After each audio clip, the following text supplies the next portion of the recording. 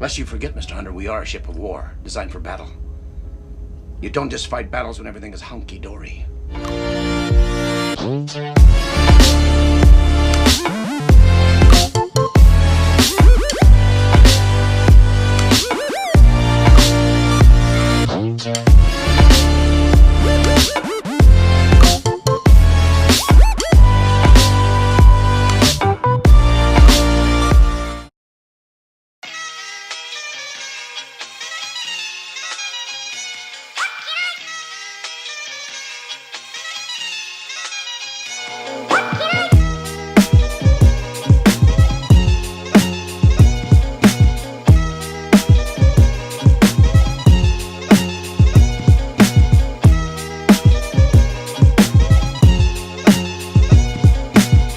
Ahoy, my lambs, my legumes, my crustaceans, ahoy. How are we doing? How are we all? I realised this from all of the previous scenery and filming that I've just done there, that this was looking like it could have been a reasonably picturesque ZLOG, but things went slightly wrong. I've been wanting to make this video for a reasonable amount of time now, ever since I did the thing. I will obviously in the coming moments explain to you what I've done naturally. I've been wanting to say that for quite some time, but haven't had the opportunity, so I thought, no, today will be the day, we're gonna do it, and it is currently 10 to 10 p.m. The day got away from me, so none of the middle bit of this vlog occurred. I do apologise wholesomely, please bear with me. I still, as ever, have no idea what I'm doing with anything. But the thing that I didn't tell you in the previous vlog, and I have some news. I can now finally tell you the news. That thing. I am entering Ironman 70.3 in Finland this year. Very excited. And yeah, as ever and as usual, I'll be fundraising for Make-A-Wish UK. Well, yeah, new year, new charity. I'm very happy. All the links for the donations for my JustGiving page will be in the description below. I've seen YouTubers do that. They do in the link below. Very good. Midnight race, so I start 4 p.m. and it goes all the way through the night. It'll be fantastic. Yeah, I'm looking forward to it. So, to expect to come, there'll be videos about my training, how I'm doing, what's going on. And if there's anything that you would like to see, please get in the comment section below, slide into my DMs, write abuse, ask questions, I don't mind. But yes, no, but recently on Instagram, I asked a question. I can't remember what that question was, it was so long ago, but I was literally inundated with 3 questions.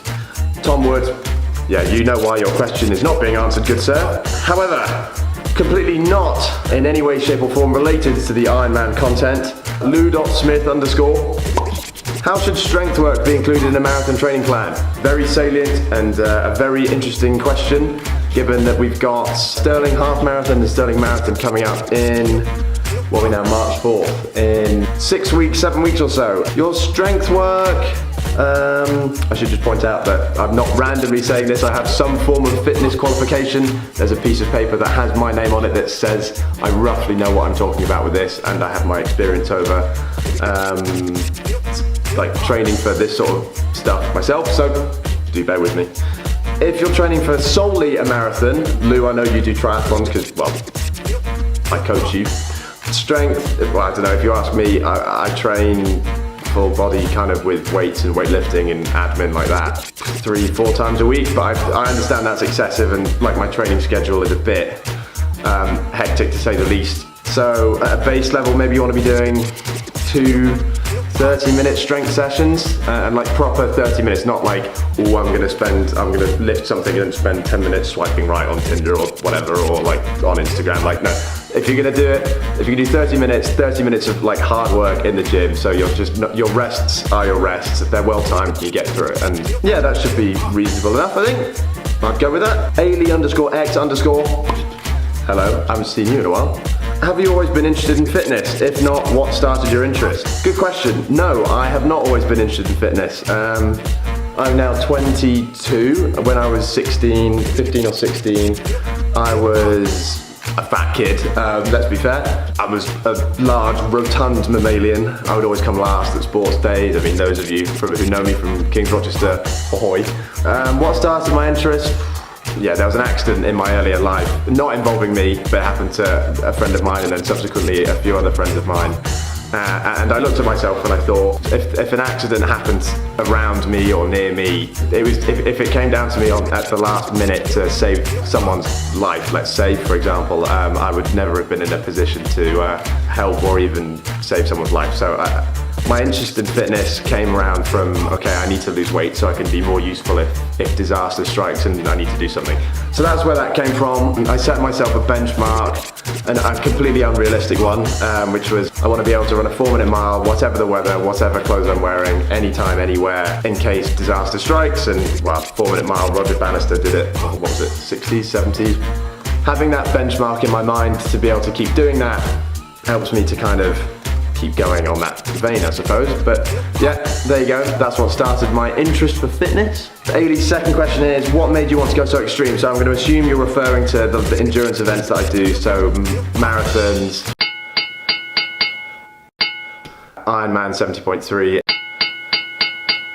and hopefully, fingers crossed, the large Ironman, which is the 140.6 miler. That'll soon to come. I don't know, every time I would do a race, I started off doing tiny races, like you do 50 meter swim, that's 2 lengths of a pool, a 5-kilometer bike ride, so you ride, basically like for distances for people in Stirling, like 2 lengths of a pool, ride around the campus, run around the track, done. And it's like, oh great, I did a triathlon, I'm so happy. And it would always be like, oh well, I know I've done that one, and there are other people doing the longer ones, why don't I give the next distance, give that a go, see what that feels like. And it kept going. And with triathlon, every time you go up a distance, everything doubles. So it goes to 100 meter swim, 10k bike ride, and then 2 laps, and it goes up like that. So through a series of races, I got really hooked, like early on racing, in triathlons definitely, and distances, to the point where I think I was 17 and I was racing Olympic distance triathlons back home. But not well at all. Like I was at the back of the field and I was hating life while doing them, but it's like, okay, cool, I've done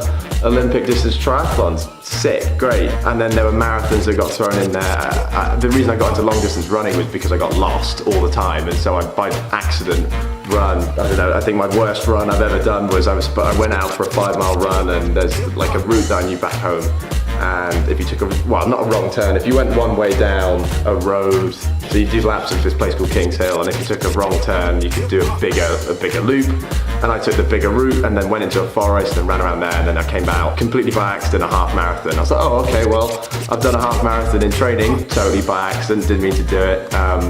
Why don't I do one for real? And then I entered the Paddockwood half marathon, and I've done that ever since. Now I know what a half marathon feels like. It's like, okay, well, let's see what a marathon feels like, and oh, cool, done the marathon, and yeah, they hurt, and I sucked. So it's like, okay, well, I know how bad it can be and how painful it can be, so why don't we train a bit harder or train in a slightly different way? And okay, well, down goes the time. And so yeah, what made me go to the extremes is like I got hooked, and I've always wanted to see what the next thing it feels like. So yeah, I'm hooked on Ironman 70.3. Like, well, the next question kind of gets into that slightly more. So from Nicole Sterling X, how do you stay motivated? Relating back to Ailey's question, staying motivated. So I get good motivation from like wanting to do the next, like the harder thing. But I know to do the harder thing, I've got to nail the thing that I'm doing now. And one of the great things about triathlon is like, to do well, you have to focus on like your worst part. Focus, like obsess over the details in that, and improve. That's why I love triathlon. But on a slightly bigger vein on that question of how do you stay motivated? Yeah, there's days, like obviously, like everyone has days where, and I have days obviously, when it's like you wake up and, okay, I don't want to train. I just don't want to do it. And then everyone has those days when you just don't want to do something. The way round I have it is like, okay, those are the days that really mean the most. Every time I get one of those days when I just don't want to do it, those are the days that I really take seriously, because I know that anything I do on those days goes a lot further in my mind than it would do like any kind of physical gains I'd receive. Now, there's a story slightly behind that one, which is when I was racing in Edinburgh, the 70.3 Ironman in Edinburgh, But I did shit. I was like 8 hours to get round. The swim was alright, I did that in like 45 minutes and it was in the sea and it was like gunk and shit everywhere in the North Sea. So I was like, okay, this isn't great. And then I got out on the bike, and the bike was the first 10 miles, like they were good, and I was cycling along, 10, 20, 30 miles went by. It was dawning on me that I wasn't moving as quickly as I thought I was going. That brings them to about there. Gentlemen, that's not acceptable. And I couldn't do the maths on my watch as to how long I had. Now, in an Ironman, you get time caps on how long you're allowed to be out on the course. On the day, I got really beat up because I was dehydrated. I hadn't, like, you can't eat on these things. You can only take these gels and they only get you so far. It was really hard. So I started crying at one stage. I like got off the bike at 35 miles. I chucked the bike into the bush.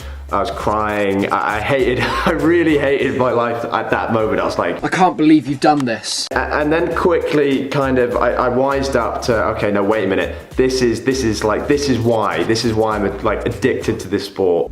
You don't just fight battles when everything is hunky-dory. This is the moment when everyone has these moments. Like you have these moments when you do like small, like 2,000, like 2K runs. Like you can get these moments doing 5Ks, you can get them doing, like everyone has heard of the wall in a marathon. Like everyone has these moments.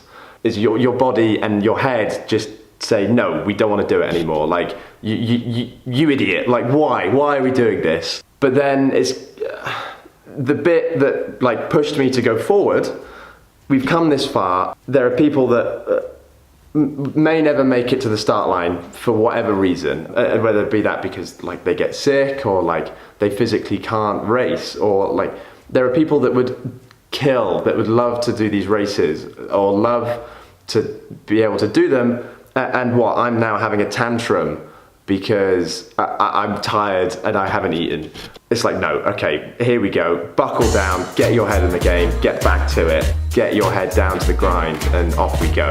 That was a kind of a long story, I apologise. But how do I stay motivated? It's, to me, the reason I stay motivated is like, okay, I know there are people that would there are people in this world that would be incredibly happy and be incredibly grateful to have the joy of walking or being healthy or being kind of just well again.